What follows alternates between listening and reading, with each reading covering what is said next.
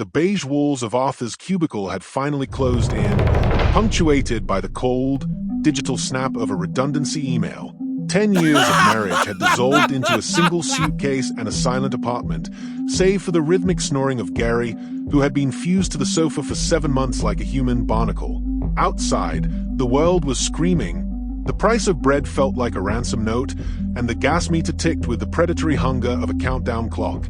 Even his mother's breath was now a finite resource, measured in the sterile, terminal whispers of a hospital ward. Arthur stood at the edge of a gravel road, the salt of 1,000 tears crusting on his cheeks. He had used his last subsidized travel pass to flee the city's gray concrete throat, carrying nothing but a thermos of tea brewed from the bruised, golden-capped gifts he'd found in the damp shadows of the woods. He took a sip. It tasted like earth, old magic, and the end of a long, dark tunnel. As the liquid hit his stomach, the world began to vibrate. The crushing weight of the cost of living started to lose its gravity. The sky, once a dull slate, began to crack open like a geode. He reached up, his fingers trembling, and yanked the silk noose of his tie loose.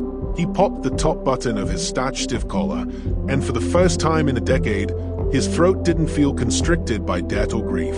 Then, he saw it, the field. A sloping infinity of electric blue and royal purple flowers stretched toward the horizon. As Arthur began to run, the transition was violent and beautiful. The grass didn't just wave, it hummed a low, subatomic cello note that resonated in his marrow. With every stride, the gray suit of his old life peeled away in psychic layers.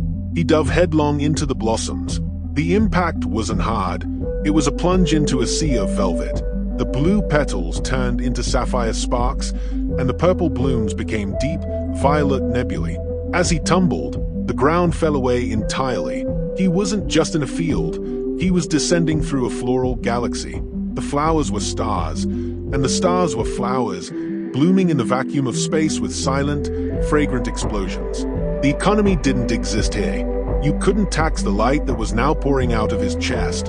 He watched his worries, the rent, the rates, the looming shadows of loss drift away like burnt paper, turning into harmless butterflies that dissolved into the violet mist. Arthur laughed, a sound that rippled through the cosmos like a stone thrown into a pond of liquid neon. He was a speck of dust, a king of nothing, a brief flash of consciousness in a universe of infinite color. His mother's pain wasn't a tragedy here.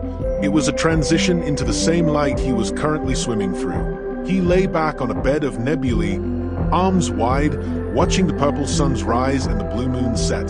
The air tasted like ozone and honey. He was jobless, penniless, and untethered. Yet as he drifted through the celestial garden, Arthur realized he had never been more wealthy. He was alive. He was well. He was, finally, exactly where he was supposed to be.